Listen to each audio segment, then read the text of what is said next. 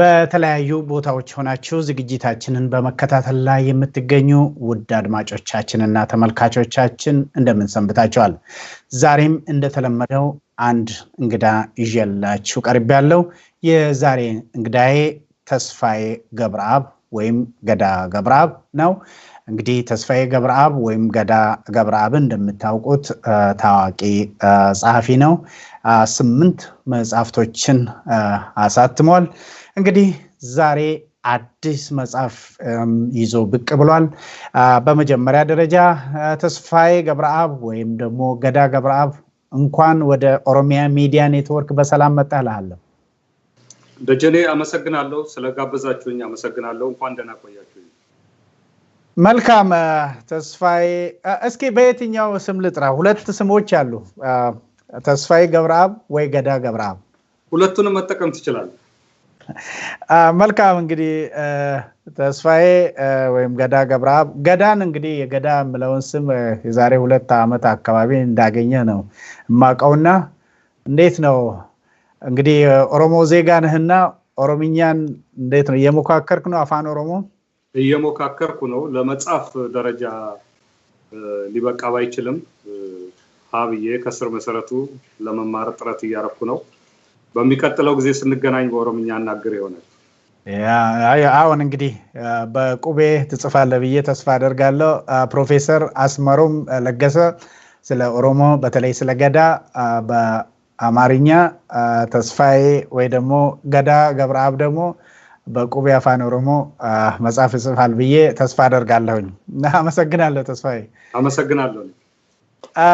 እስኪ ወደ ዛሬው ጉዳያችን እንለፍና ያገኘው እንግዲህ ዋሽንግተን ዲሲ ነው፣ አሜሪካ። ከአስመራ በቀጥታ እንደመጣህ ነው የነገርከኝ። ወደ አሜሪካ ወደ ሰሜን አሜሪካ ያመጣህ ጉዳይ ምንድነው?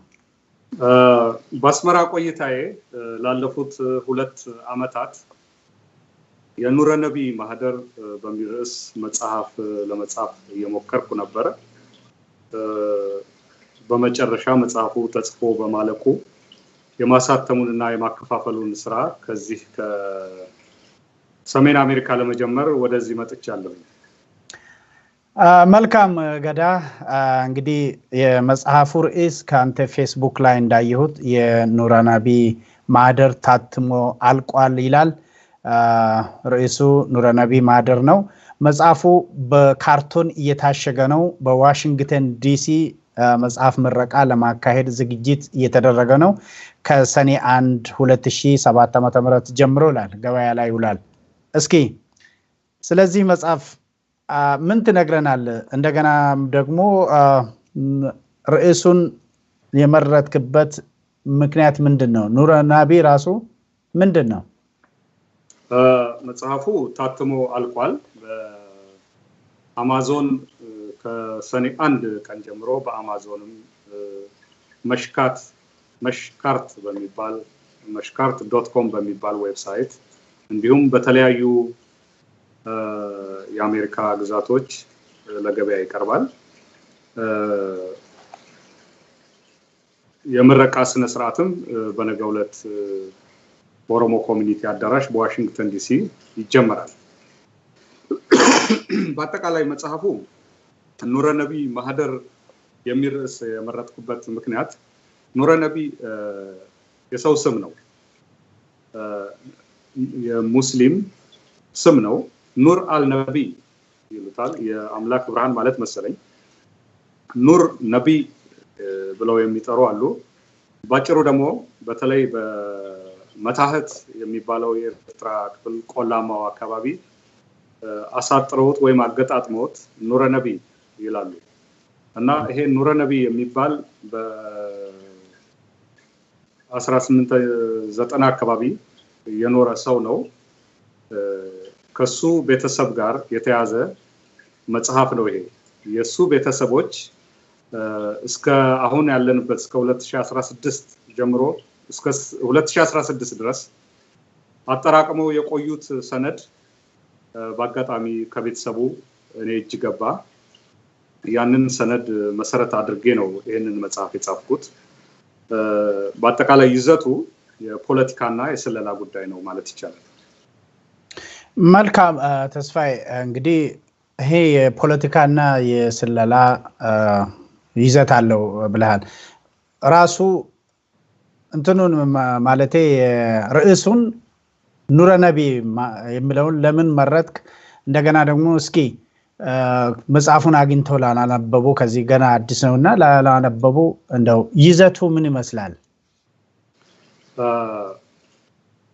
ይዘቱ የአንድ ቤተሰብ ታሪክ ላይ የተመሰረተ ታሪክ ነው ያ ቤተሰብ ግን በአጋጣሚ በኢትዮጵያ እና በኤርትራ እንዲሁም በሶማሊያ በከፍተኛ የፖለቲካና የስለላ ጉዳዮች ላይ ሲሳተፍ የኖረ ቤተሰብ ነው ከ1890 ጀምሮ እስከ 2091 ድረስ ከልጅ ልጅ እየተወራረሰ የተሳተፈ ቤተሰብ ነው ለአብነት የታሪኩ መሰረት የሆነው ገብርኤል የሚባል ሰው የኑረ ነቢ የልጅ ልጅ ማለት ነው የኃይለ ሥላሴ ባለስልጣን ነበረ ከፍተኛ ሚስጥሮችን ያውቅ ነበረ እነኛም ያውቃቸው ነገሮች በሰነድ እያያዘ ያስቀምጥ ነበረ በመጨረሻ ሲያልፍ ሰነዶቹን ለባለቤቱ አስረክቦ አለፈ ባለቤቱ ስታልፍ ሰነዶቹን ለመጀመሪያ ልጇ አስረክባ ሄደች ኤርትራ ውስጥ የሉም ያ ቤተሰብ እንግዲህ ያንን ሰነድ በመጨረሻ የተረከበው ሰው እኔን ፈልጎ በማግኘት ሰጠኝ እነኛን ሰነዶች በተለያዩ ቋንቋ የተያዙ ነበሩ እነኛን በማስተርጎም ይሄ የተከማቸው ሰነድ ይዘቱ ምንድነው የሚለውን ለማወቅ ቻለን ማለት ነው አንዳንድ ነገሮችን ለመጥቀስ ያህል የኑረ ነቢ ልጆች ከኦነሲሞስ ጋር ግንኙነት ነበራቸው ኦነሲሞስን ለማያውቁት ኦነሲሞስ ነሲብ የመጽሐፍ ቅዱስን ወደ ኦሮምኛ ቋንቋ የተረጎመ የመጀመሪያው ሰው ነው ከሱ ጋር የተያዘ ከዚህ ቀደም የማይታወቁ ታሪኮች ሰነዶች ውስጥ ተገኝተዋል የራስ ካሳ ኃይሉ የታወቁ ናቸው በአጼ ኃይለ ሥላሴ ጊዜ ትልቅ ስልጣን የነበራቸው ሰው ናቸው የእሳቸው 3 ልጆች በተለይ ደጃዝማች አበራና ደጃዝማች ወንድ ቦሰን ነው ተሳስቻለሁ ደጃዝማች አበራና ደጃዝማች አስፋውሰን የተመለከተ ከዚህ በፊት የማናውቀው ብዙ ሰነዶች አግኝቻለሁ እንደዚህ እየቀጠለ እስካለንበት እስከ 1991 ድረስ ይደርሳል የመጽሐፉ እውነተኛ ታሪክ ነው ልቦለድ አይደለም የሚታወቁ ሰዎች ናቸው ፎቶግራፎች አሉ እኔ ጸሐፊው እንኳን ያንን ሰነድ ሳገኝ የማላውቀውን ነገር ነበር ያገኘሁት በዚህ ምክንያት ይሄን መጽሐፍ በሙሉ ኃይሌ በሙሉ ጊዜ ስጽፈው ከረምኩ በመጨረሻ ተጽፎ አልፎ እዚህ ደረጃ ላይ ለመድረስ በቅቷል እስኪ አካባቢውን ለማያውቁ ሰዎች ኤርትራ ውስጥ የት አካባቢ ነው ይሄ ሰነድ የተገኘው የኑረ ነቢ ቤተሰቦችስ የነበሩት የት አካባቢ ነው የኑረ ነቢ ቤተሰብ ኤርትራ ውስጥ 9 ብሔረሰቦች አሉ ኤርትራ ሲባል ትግርኛ ቋንቋ የሚናገሩ ብቻ የሚመስላቸው ብዙ ሰዎች አሉ ትግርኛ ቋንቋ የማይናገሩ ቋንቋቸው ያፍመፍቻ ቋንቋቸው ትግርኛ ያልሆነ ሌሎች 8 ብሔረሰቦች አሉ ኤርትራ ውስጥ ነማን ናቸው ብሌን ትግረ ሳሆ አፋር የመሳሰሉ ማለት ነው ከነኚህ 8 ብሔሮች መካከል አንዱ ብሌን ይባላል የዚህ መጽሐፍ ታሪክ ነው ያጠነጥነው ከብሌን ሙስሊም ብሌኖች የወጡ ሰዎች ታሪክ ላይ ነው እና ኑረ ነቢ ማለት የሙስሊም የታወቀ አንድ ጎሳ መሪ የነበረ ሰው ነው የሱ ልጆች የልጅ ልጆች የኢትዮጵያ ውስጥ ባለስልጣን የነበሩ ናቸው የመጨረሻው ትውልድ ውስጥ አንዱ በኤርትራ ትግል ውስጥ የገባ ነው ዋናው ቤተሰቡ አንድ አስገራሚ ባህል ነበረው ማለት ነው ሰነድ የማጠራቀም ባህል ነበረው። እንግዲህ ያንን ሰነድ በማስመርኮዝ ነው ይሄ መጽሐፍ የተጻፈው። መልካም ተስፋዬ ገብረአብ ወይ ገዳ ገብረአብ፣ እስኪ መጽሐፉን ይዘሃል? አሁን አጋጣሚ ፊት ለፊት ካለ ይሄ ኑረናቢ ማህደር ይሄ ነው ማለት ነው። አንዳንድ ስዕሎች መጽሐፉ ውስጥ እንዳሉ ነው። በተለይ ልታሳየን የምትችላቸው ነገሮች አሉ? በተለይ ውስጥ ካሉ ስዕሎች ከጀርባ ለመጀመር 3 ሰዎች ይታያሉ ከመጽሐፉ ጀርባ ላይ። በመካከሉ የምትታየው ሴት ሉላ ትባላለች። ሉላ ማንበብና መጻፍ አትችልም። ሞቃዲሾ ነው እድሜዋን የኖረችው። አብዛኛ ህይወቷን ሞቃዲሾ፣ ወጣትነቷን በሞቃዲሾ ከተማ ላይ ያሳለፈችውና ኤርትራዊ ነች። እቺ ሴት ኤርትራዊት ናት። እና ሰነዶችን በመርፌና በክር እየሰፋች ታስቀምጥ ነበር። ምን እንደያዙ አታውቅም፣ ግን በአደራ ተረክባ መጨረሻ ይሄ እኔ እጅ ላይ የወደቀው ሰነድ ከዚህች ሴትዮ ከዚህች እናት የተገኘ ሰነድ ነው። መጽሐፉን ለሚያነቡ በዝርዝር ያገኙታል ብዬ ተስፋ አደርጋለሁ። መጽሐፉ ልቦለድ ድርሰት አይደለም ብዬ ተናግሬያለሁ። የተለያዩ ስዕሎች፣ ፎቶግራፎች በመጽሐፉ ውስጥ ተካተዋል። እዚህ የምናያቸው ኢትዮጵያ መሪዎች የነበሩ ናቸው። አጤ ምኒልክ፣ እነ ሰንጋል ሀጎስ፣ ባህታ ሀጎስ የመሳሰሉ፣ አጼ ዮሐንስ፣ ራስ አሉላ የመሳሰሉ ከሰዎች ጋር መሪዎች ጋር በተያዘ ከዚህ በፊት በኢትዮጵያና በኤርትራ ህብረተሰብ ውስጥ በግልጽ የማይታወቁ አንዳንድ ሰነዶች ተገኝተዋል። ይሄ ከታች የምታዩት ፎቶግራፍ ኦነሲሞስ ይኖርበት የነበረው ነው። መጽሐፍ ቅዱስን ያሳተመበት ቤት ነው። ፈራርሶ እኔ ይህን መጽሐፍ በምጽፍበት ጊዜ ኡምኩሉ የሚባል ቦታ ሄጄ ነበረ። እንደምታዩት ፈራርሶ እኔ የቆምኩበት ቦታ እቺ ብቻ ነው የቀረችው። ለምልክት ሐውልት የቆመ ሐውልት ይታያል። ቦታው ግን ምንም የለም። ከዚህ ጋር በተያያዘ ብዙ አስገራሚ ሰዎች የማያውቋቸው የነበሩ ታሪኮች በመጽሐፉ ተገልጿል። ካገኘኋቸው ሰነዶች መካከል ተወሰኑትንም በፎቶግራፍ አምጥቻለሁ። በጣም አስገራሚ የኤርትራ ታሪኮችም እዚህ ውስጥ አሉ። ኤርትራውያን ሊቢያ እየሄዱ ይዋጉ ነበር በጣሊያን መንግስት። በጣሊያን ሰራዊት ውስጥ ኤርትራውያን በሰፊው ተሳትፎ ነበራቸው። ይሄን በተመለከተ ብዙ ከዚህ በፊት ያልተነገሩ ታሪኮች አሉ፣ በመጽሐፉ ተካተዋል። በአጠቃላይ በኢትዮጵያና በኤርትራ መካከል የተደረገ የስለላና የፖለቲካ ታሪክ ነው ሲባል የስለላ የሚለው የበለጠ አጽንኦት ሊሰጠው የሚገባ ነው በታሪክ ውስጥ። ምክንያቱም ለኔ ራሱ አስገራሚ ነው የሆነብኝ ሰነዶቹን ሳነብ። ማመን ነው ያቃተኝ በኢትዮጵያና በኤርትራ መካከል ይደረጉ የነበሩ ታሪኮችን ሳነብ። እንግዲህ 400 ገጽ መጽሐፍ በዝርዝር መግለጽ ስለማይቻል ነካነካ ለማድረግ ሞክሬያለሁ። መልካም። እስኪ መጽሐፉን በተመለከተ አንድ ያለህን አስተያየት ስጋት ይሆን አላቅም ጽፈህ ነበርና ሌሎችም ስላንተ ብዙውን ጊዜ አወዛጋቢ ደራሲ ነው የሚሉ፣ አንዳንድ ደግሞ ከፋፋይ የሚሉ አሉ። አንዳንድ ለምሳሌ ከአንድ ቦታ ላይ አስተያየት ያገኘሁት ከጥላቻ የጸዳ ጽሁፍ ብትጽፍ አሪፍ ጸሐፊ ነህ የሚሉ አሉ። በአንተው ፌስቡክ ገጽ ላይ ስለ ዲሞክራሲ፣ ስለ መጻፍ፣ ስለ መናገር መብቶች እንታገላለን የሚሉ ወገኖች ከወዲሁ እንቅፋት ለመፍጠር በመሞከር ላይ መሆናቸውን ሰምቻለሁ። ስድብና እንቅፋትን የመቋቋም ልምድ ስላለኝ አልደነቀኝም። የኑረናቢ ማህደር መጽሐፍ እንዳይሰራጭ ተግተው በመስራት ላይ የሚገኙ ወገኖች አሉ። እስኪ እነኚህ ምን ለማለት ነው ተስፋዬ? እስኪ እዚህ አካባቢ የምትነግረን ነገር አለ? አንድ በአካባቢያችን የተለመደ ነገር ምንድነው? በተረት መልክ የተነገሩን ታሪኮች እንደ ቅዱስ ነገር ወይም እንደ ሃይማኖት መነካት የለባቸውም የሚሉ ወገኖች አሉ። ያ ከወተት ጋር እንደ ጡጦ እየጠባን ያደግነውን ተረት የእውነተኛ ታሪክ ነው፣ እሱን የነካ ውጉዝ ነው የሚሉ ወገኖች አሉ። ይሄ ይታወቃል።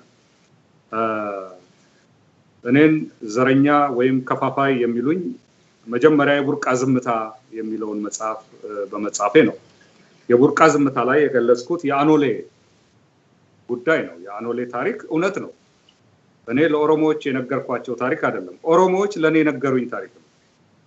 ይሄን የነገሩኝ ስለ አያቶቻቸው የሚያውቁ ሰዎች አርሲ ሄጄ ያጫወቱኝ ታሪክ ነው። ልክ ተገልብጦ እኔ ለኦሮሞ ሕዝብ ያንን ልቦለድ ጽፌ እንዳቀረብኩ አድርገው ቅስቀሳ ያደርጋሉ።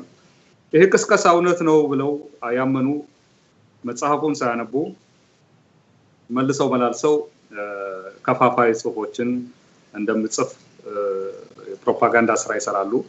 ብዙም ግን የሰራላቸው አይመስለኝም። በአንድ ቀለበት ዙሪያ ያሉ ቅስቀሳውን ያካሂዳሉ። መጽሐፎቹ ሲታተሙ ግን አንባቢዎችን እኔ ያውቃለሁ። ከሁሉም ወገን መጽሐፎቼ አንባቢዎች አላቸው። ሰርቶላቸዋል። ፕሮፓጋንዳው ውጤት አምጥቷል ብዬ አላስብም። በጥቅሉ ይህ የኑረነቢ ማህደር የተባለው መጽሐፍም ከቡርቃ ዝምታ ባላነሰ ሁኔታ ሊያንጫጫቸው እንደሚችል አውቃለሁ። እውነት ሁልጊዜ መራር ናት፣ ግን በአካባቢያችን መቀበል አለብን። በተለይም ወያኔን በአፈና የሚከሱ ሰዎች አሜሪካ ወይም አውሮፓ ተቀምጠው የመጽሐፍ ነፃነትን የማሰብ ነፃነትን ሲያግዱ ይገርመኛል። እነኚህ ሰዎች ስልጣን ቢይዙ ከወያኔ የከፋ እንጂ ያነሰ ሊሆኑ እንደማይችሉም እርግጠኛ መሆን የሚቻልበት ደረጃ አለ። ይሄንን ነው ማለት የምችለው። ተስፋዬ እዚህ ላይ ብዙውን ጊዜ ኦሮሞን ከሌላ ጋር ለማጋጨት ነው ተስፋዬ ጥረት የሚያደርገው ምለው አሉ። አሁን እንደጠቀስከው እንደገና ደግሞ ተስፋዬ ስለ ኤርትራ አይናገርም። እቺን እንደውም አንድ ቦታ ላይ የሰማሁት ያየሁት ለምን ይቺን ኢትዮጵያን አትፈታትም የሚል አስተያየት አይቻለሁ በአንተ መጽሐፍ ስር። ስለ ኤርትራ ብዙ አይነካም፣ ኢትዮጵያን በተለይ ኦሮሞን ከሌሎች ጋር ለማጋጨት ጥረት ያደርጋል ነው የሚሉትና ምን አስተያየት አለ? ስለ ኤርትራ አይጽፍም የሚል አስተያየት ይሰማል። ስለ ደቡብ ኢትዮጵያም ጽፌ አላውቅም። ብዙ ጊዜ በማውቀው ላይ ነበረ ስጽፍ የነበረው። ኤርትራ ከገባሁ በኋላ ኤርትራን ለማወቅ ጥረት አድርጌያለሁ።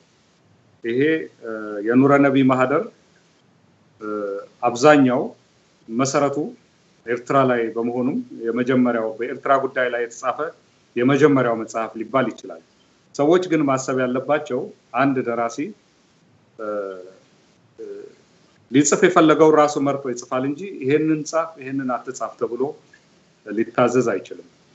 እዚህ በመሰረቱ ስለ ኤርትራ ለምን አልጻፍክም የሚባለው ስህተት ነው በመሰለኝና ልጽፈው የሚችለው አጀንዳ ባገኘሁበት ጊዜ ግን አሁን ጽፌያለሁኝ። ይሄ ግን አይመስለኝም። ዋናው ጉዳይ ይሄ አይመስለኝም። በአጠቃላይ በመጽሐፎች የተገለጹ ኦሮሞን በተመለከተ የተገለጹ አንዳንድ ጥቃቅን እውነቶች ሊሸከሟቸው ከሚችሉት በላይ ወይም ከልጅነት ጀምሮ ሲነገራቸው ከኖረው የተለየ ስለሆነባቸው የከበዳቸው ይመስለኛል። አመለካከቱ ያው ከትምክህት የሚወለድ ነው። መልካም እንግዲህ ምናልባት ለዛ ምላሽ ሰጥተህ ይሆናል። በአንድ ጽሁፍ ላይ የኑረነቢ ማህደርን ለመጻፍ ሂደት መላ ኤርትራን አድካሚ ጉዞዎችን አድርጌያለሁ፣ እነሆ በኤርትራ ላይ ለመጀመሪያ ጊዜ ዳጎስ ያለ መጽሐፍ ጻፍኩኝ ብለሃል። ምናልባት ለዛ ምላሽ ይሆን? ልክ ነው። ኤርትራ ጉዳይ ላይ አይጽፍም፣ ኤርትራ ጉዳይ ላይ ለምን አትጽፍም የሚል ተደጋጋሚ ጥያቄ ለሚያነሱ መልስ እንዲሆናቸው ነው በፌስቡክ ላይ ያን የገለጽኩት።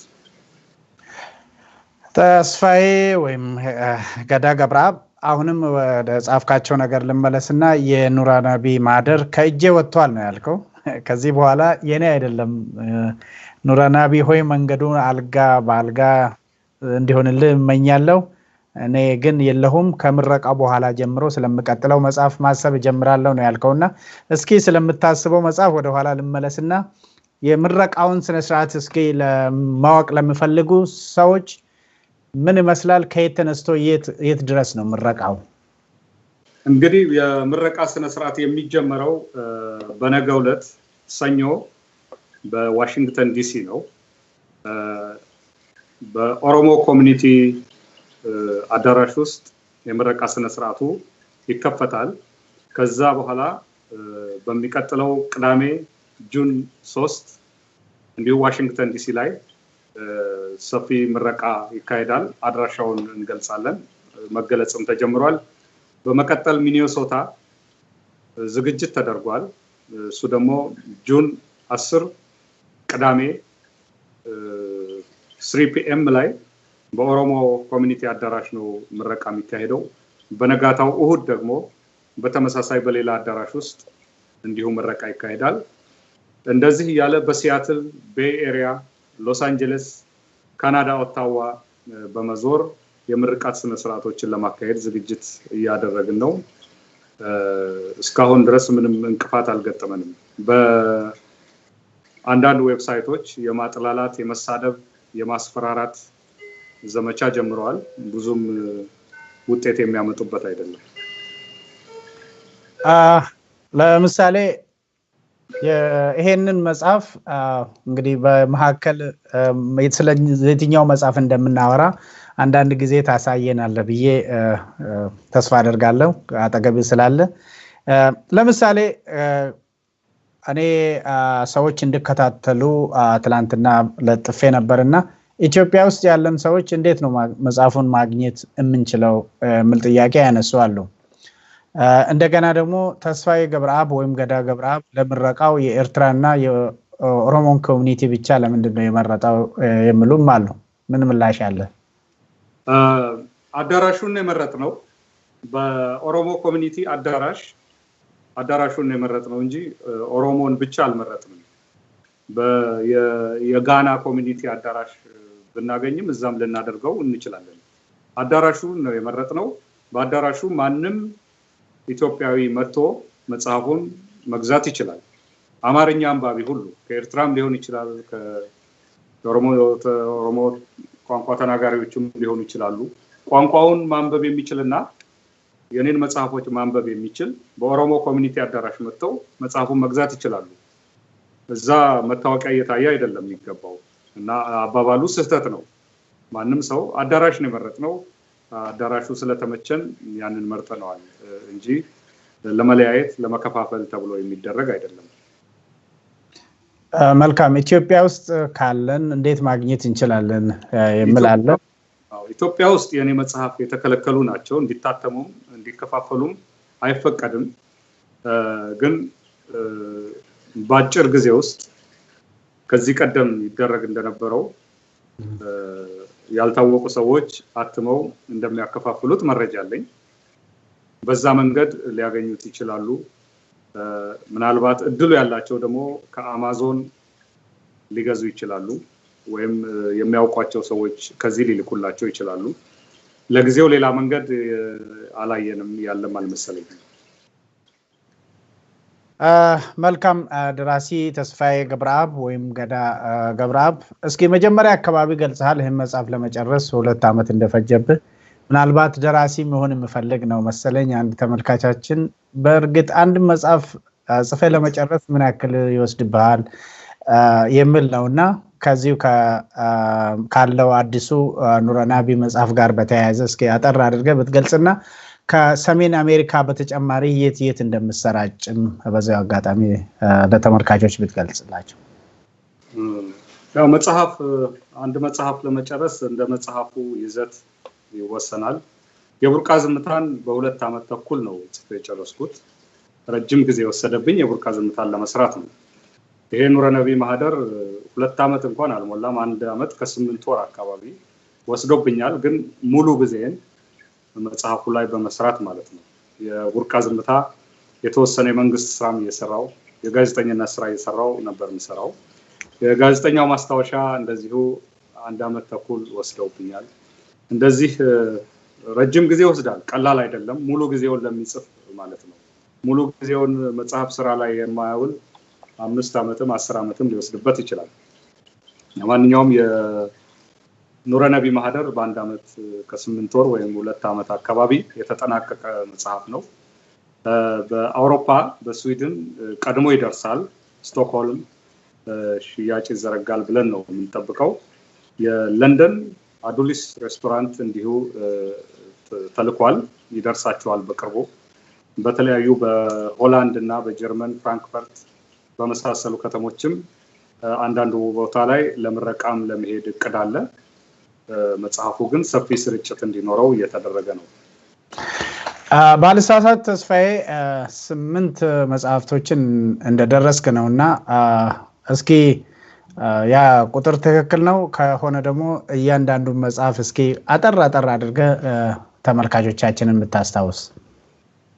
የመጀመሪያ መጽሐፌ ገና በ24 ዓመት እድሜ ያለኝ የጻፍኩት ያልተመለሰው ባቡር የሚል ነው። እጄ ላይ የለም እሱ። ኢትዮጵያ ውስጥ ግን አትመው እንዳከፋፈሉት አውቃለሁ። በመቀጠል ያው የቡርቃ ዝምታ ነው የጻፍኩት። ይሄ 5ኛ እትም ነው የቡርቃ ዝምታ። በዚህ ሽፋኑ ላይ የምታዩት ሰው አኖሌ ዋቆ ይባላል። የታወቀ ሰው ነው። አኖሌ የተባለች ከተማ የተወለደ የሐወኒ ባል ወይም ወንድሟ ሁለቱንም ነው። ይሄ ነው። 3ኛ የቢሾፍቱ ቆሪጦች የሚል መጽሐፍ አትም ያለው እሱም እጄ ላይ የለም። ኢትዮጵያ ውስጥ ግን መታተሙን ሰምቻለሁ። በመቀጠል 3 ማስታወሻዎች ጽፌያለሁ። እነኚህ በአንባቢ በጣም የሚታወቁ ናቸው። የጋዜጠኛው ማስታወሻ፣ ከዛ የደራሲው ማስታወሻም እንደዚሁ በስፋት የተሰራጨ መጽሐፍ ነው። ከዛ በመቀጠል በጫልቱ እንደ ሄለን ምክንያት ጫልቱ ሚደቅሳ ምክንያት ትልቅ አጨቃጫቂ የነበረው የስደተኛው ማስታወሻ የሚለው ነው። ይሄም በስፋት ተሰራጭቷል። ከዚህ በኋላ ያተምኩት ጀሚላ እናት ነው። ይሄም አከራካሪ ሆነው ከቀጠሉ መጽሐፎች አንዱ ነው። ከዚህ በኋላ የቅዳሜ ማስታወሻ የሚል መጽሐፍ ታትሞ መሰራጨቱን ሰምቻለሁ በኔ ስም። እኔ የምጽፋቸውን በብሎግ ላይ የምጽፋቸውን መጣጥፎች ሰብስበው የቅዳሜ ማስታወሻ የአባይ ፀሐዬ ጦርነት በሚል አዲስ አበባ ላይ ማተማቸውን ሰምቻለሁ።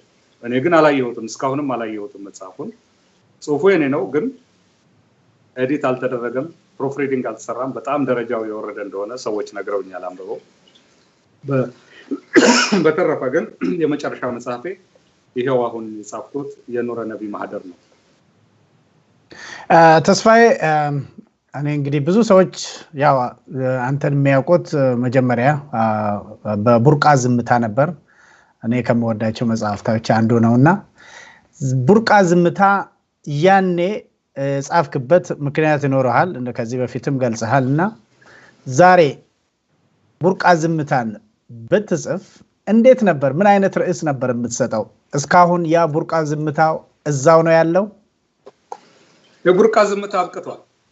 በእኔ የህይወት ዘመን አንድ በጣም የሚገርመኝ የቡርቃ ዝምታ ሲያበቃ አያለው ብዬ ገምቼ አላውቅም። ምናልባት ከኔ እድሜ በኋላ ካለፍኩ በኋላ የሚመጣ ይመስለኝ ነበር።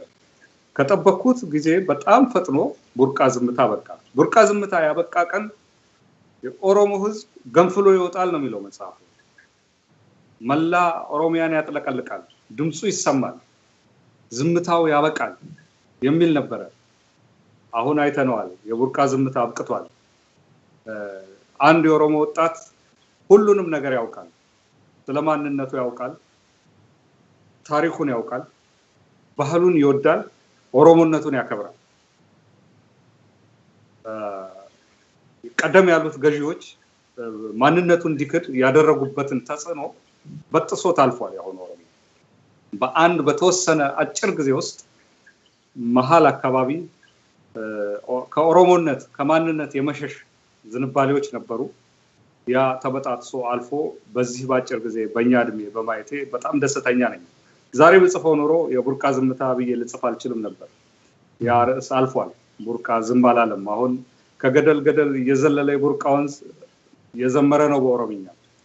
በጣም ደስ ይለኛል። ዛሬ ያኔ በጣም ዝምታ በነበረበት ጨለማ በነበረበት በተለይ ኦኤልኤፍ ወያኔ ክዶት ቻርተሩን ረግጦ የገባውን ቃል ክዶ ኦኤልኤፍ ወደ በረሃ ተመልሶ የገባ ጊዜ ለኦሮሞ ህዝብ የጨለማ ዘመን ነበር። የተደራጀው የኦኤልኤፍ ኃይል ተበታትኖ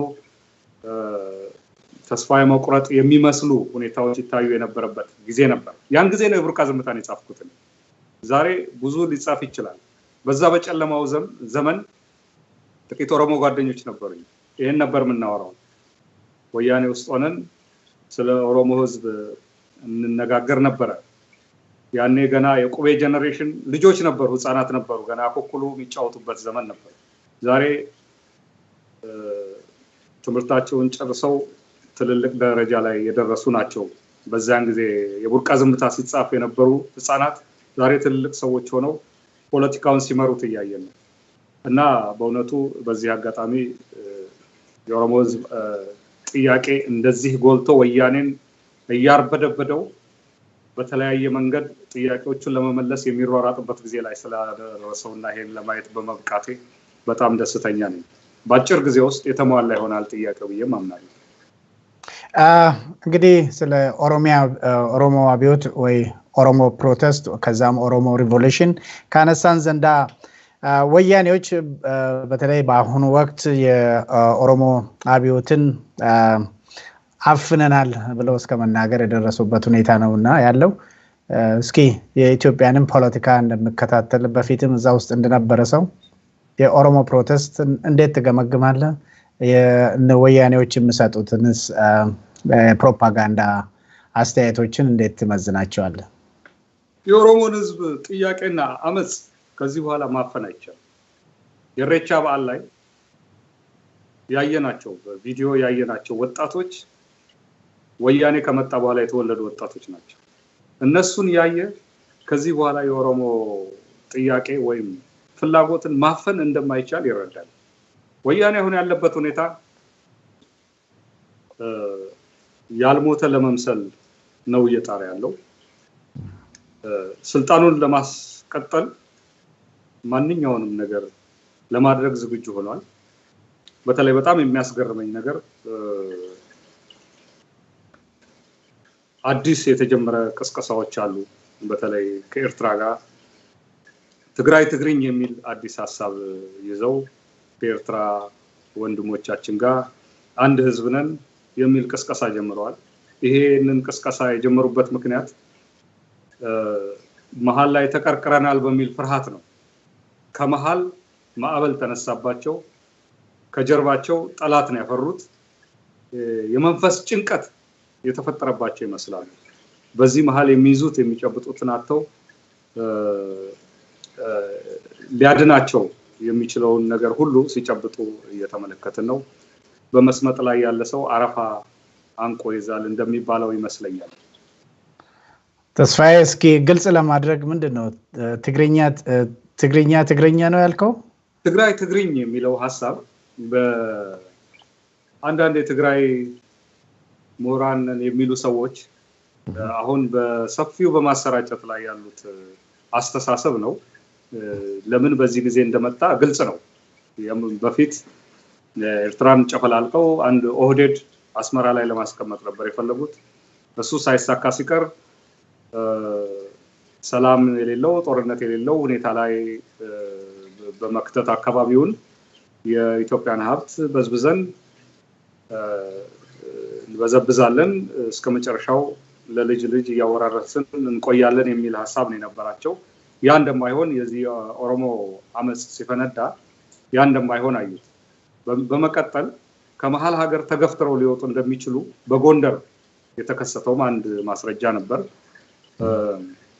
ከዚህ በኋላ ትግራይ ትግርኝ የሚባል ከዚህ በፊት ስሁል የሚባል ሰው የወያኔ አባል የነበረ ሰው በተለይ ያቀነቀነው የነበረ አስተሳሰብ ነው።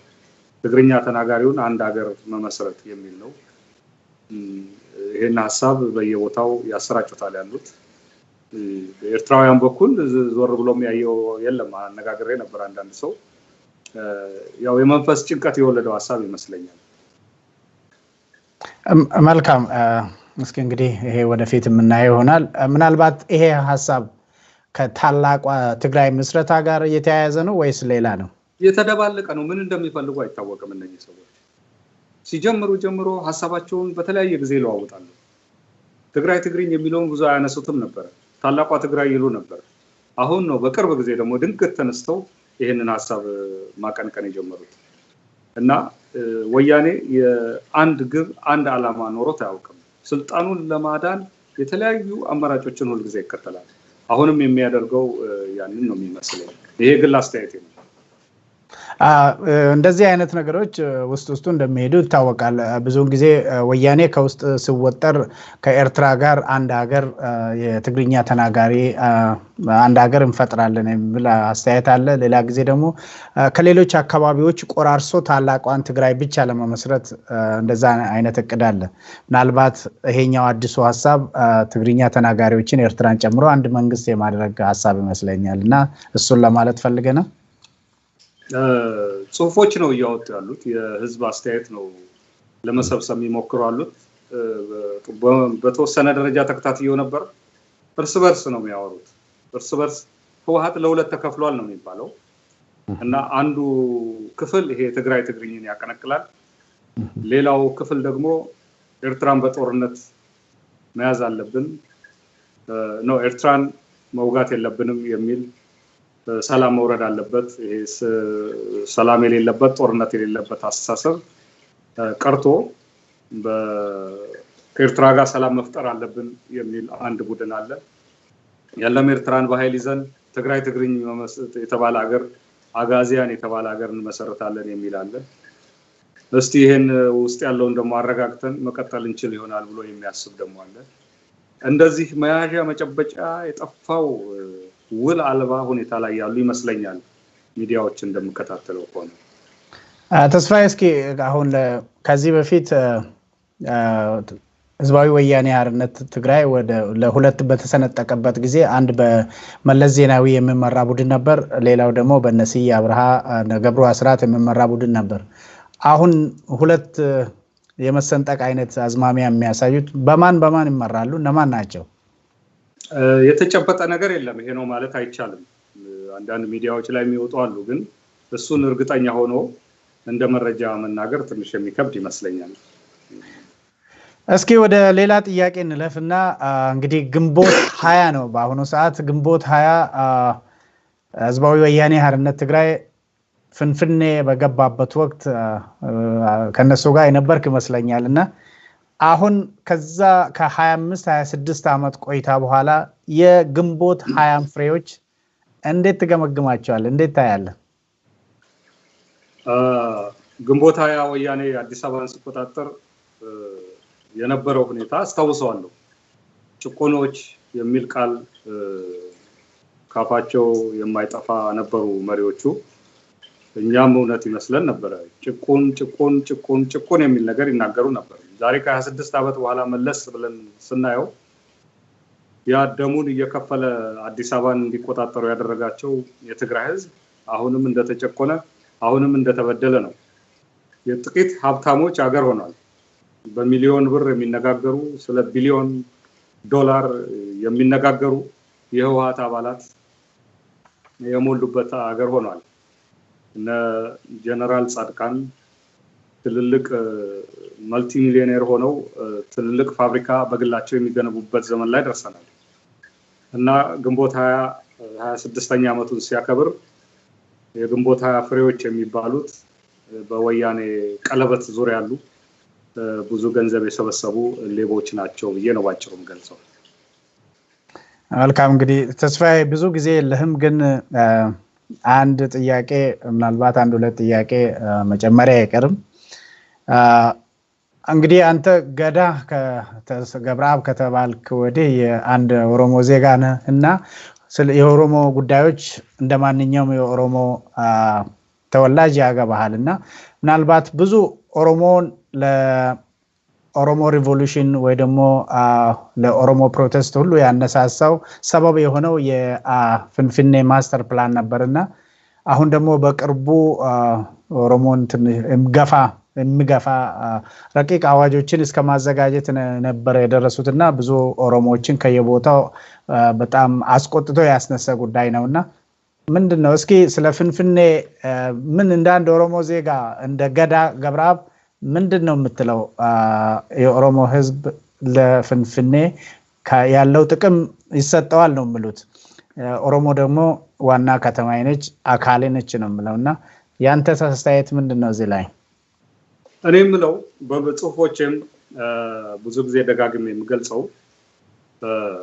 አንድ ከባድ ማዕበል ከፊት እየገሰገሰ እየመጣ ነው። ወያኔ ይሄንን ማዕበል አይቶታል። እየሸራረፈ መስጠት መጀመሪያ አዲስ አበባን የማስተር ፕላን በማዘጋጀት ኦሮሚያ የምትባል ክልል በማጥፋት አንዱ ኦሮሞ ከሌላው ኦሮሞ የማይገናኝበትን ሁኔታ ለመፍጠር ነበር የተንቀሳቀሰው። ይሄ በህዝብ አመጽ ከሽፏል። እየተንሸራተተ ነው እየሄደ ያለው ወያኔ። የኦፒዲዮ ሰዎችን አንስቶ ሌሎች እንዲመረጡ አድርጓል። አንዳንድ ነገሮችን የመልቀቅ ዝንባሌዎች እያሳየ ነው። አመጹ በጠነከረ ቁጥር ይሄ በተለይ ህዝባዊ አመጹ በጠነከረ መጠን እየተንሸራተቱ እየሄዱ ነው ያሉት። በሚገኘው ወያኔ ለቀቁ በሚላቸው ጥቃቅን ጥቅሞች መታለልና እድል መስጠት የሚያስፈልግ አይመስለኝም። ጥያቄውን እስከመጨረሻው መቀጠል መቻል አለበት የኦሮሞ ህዝብ። ይሄንንም የተረዳ ይመስለኛል ወያኔ። እንግዲህ ከዚህ በላይ ልገልጸው የምችል አይመስለኝም። እንደምታውቀው እኔ ጽሁፍ ሰው ነኝ። ጥሩ ነው። እኔ እንደውም ካለህ ጠባብ ጊዜ አውቃለሁ ወዲና ወዲህ እየተሯሯጥክ ነው። ደግሞ እንግዳ ነህ። የመጨረሻው በተለይ በመጽሐፍ ላይ ለማተኮር ነበር። እንግዲህ ሁሉን ነገር ስለመከታተል ደራሲ ደግሞ ሁሉን ነገር ይቆፍራልና ለዛ ነው እነኚህን ጥያቄ ያነሳሁት። እስኪ ወደ መጽሐፍ ልመለስና አንድ ያልከው ነገር አለ።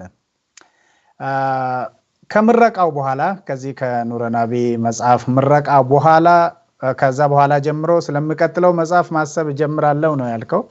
ገና ስለምታስበው ነገር ነው ወይስ ተስፋዬ ሌላ ነገር አስበዋል? አይ ሌላ ስራ የለኝም። ስራዬ መጽሐፍ ነው።